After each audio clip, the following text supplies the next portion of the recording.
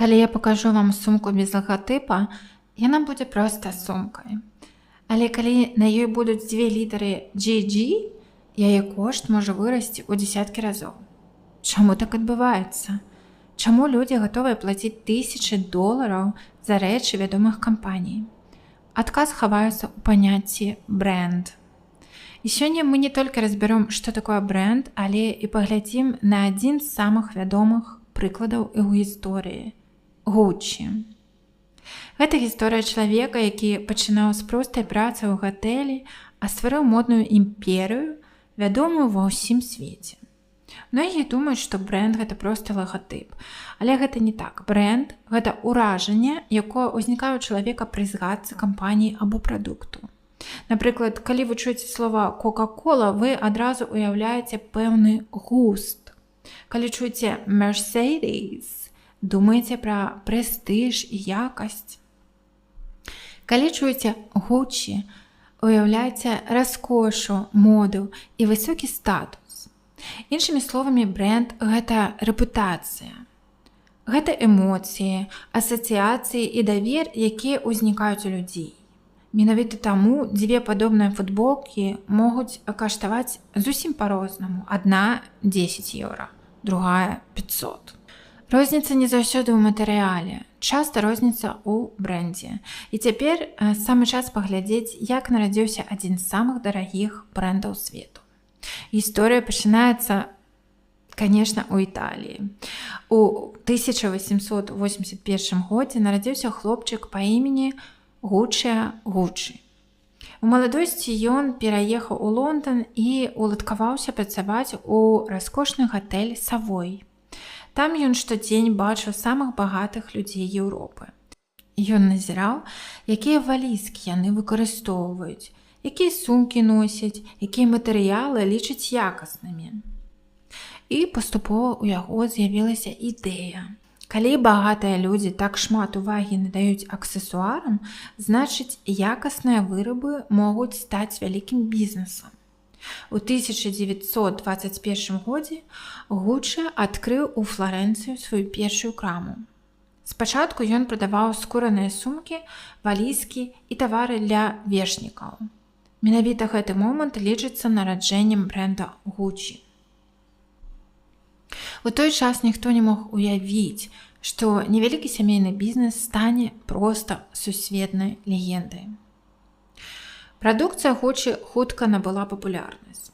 Людзям падабалася спалучэнне італьянскага майстэрства і элегантнага дызайну. Асабліва важным быў пасляваенны перыяд. Пасля Другой сусветнай вайны ў Італіі не хапала многіх матэрыялаў. Кампаніі даводзілася шукаць новыя рашэнні. Так з'явіліся некаторыя фірмовыя элементы Gucci. Напрыклад, ручкі з бамбуку на сумках. Спачатку гэта быў вымушаны крок. Але пазней гэта стала адной з візітных картак брэнда. Ось як цікава атрымліваецца. У 1950-х і 1960-х гадах Gucci стаў сімвалам роскашы. Сярод кліентаў былі галівудскія зоркі, палітыкі і прадстаўнікі каралеўскіх сем'яў. Калі багатыя і вядомыя людзі пачынаюць карыстацца вашай прадукцыяй, брэнд становіцца яшчэ мацнейшым. Але гісторыя Gucci – гэта не толькі поспех. Гэта таксама гісторыя сур'ёзных сямейных канфліктаў.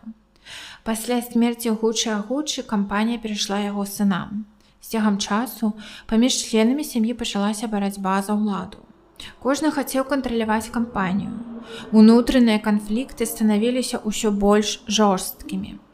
У 1980-х і пачатку 1990-х гадоў сітуацыя дасягнула крытычнага ўзроўню. Кампанія губляла грошы, брэнд паступова страчаў сваю былую моц. Многія эксперты лічылі, што Gucci можна проста знікнуць. Але самае драматычнае было яшчэ наперадзе. У 1995 годзе былы кіраўнік кампаніі Маўрыцыё Gucci быў забіты у Мілане. Пазней расследаванне прывяло да яго былой жонкі. Гэта гісторыя стала адной з самых гучных спраў у Італіі і пазней нават легла ў аснову фільма «House of Gucci». Нягледзячы на ўсе праблемы, кампанія здолела выжыць. У сярэдзіне 90-х гадоў прошлага стагоддзя у Gucci прыйшла новая кампанія кіраўнікоў і дызайнераў. Асабліва вялікую роль адыграў дызайнер Том Форд. Ён зрабіў брэнд больш сучасным, смелым і жаданым. Продажы пачалі расці. Моладзь зноў зацікавілася прадукцыяй Gucci. Кампанія ператварылася ў аднаго з лідараў сусветнай моды. Сёння Gucci прадае сумкі, адзенне, абутак, акуляры, парфумерыю і шмат іншых тавараў. Крамы брэнда працуюць у дзясятках краін. А назва Gucci вядомая нават тым людзям, якія ніколі не куплялі іх прадукцыю. Многія задаюцца пытаннем, чаму сумка Gucci можа каштаваць некалькі тысяч $. Часткова гэта звязана з матэрыяламі і якасцю, але галоўная прычына гэта ўсё ж такі сам брэнд. Калі чалавек купляе Gucci, ён плаціць не толькі за рэч, ён плаціць за гісторыю, за рэпутацыю, за статус, за эмоцыі, якія выклікае гэты брэнд. І гэта добра паказвае сапраўдную сілу брэндынгу. Гісторыя Gucci – гэта прыклад таго, як адна ідэя можа ператварыцца ў глобальную імперыю. Усё пачалося з чалавека, які назіраў за багацеямі ў гатэлі, а сёння яго імя ведае ўвесь свет. І менавіта таму брэнд – гэта значна больш, чым лагатып. Гэта гісторыя, давер і эмоцыі, якія жывуць у галовах людзей. Калі вам спадабалася гэта відэа, пастаўце, калі ласка, падабайку. Падпішыцеся на канал і напішыце ў каментарыях, пра гісторыю якога вядомага брэнда вы хацелі б даведацца ў наступным выпуску.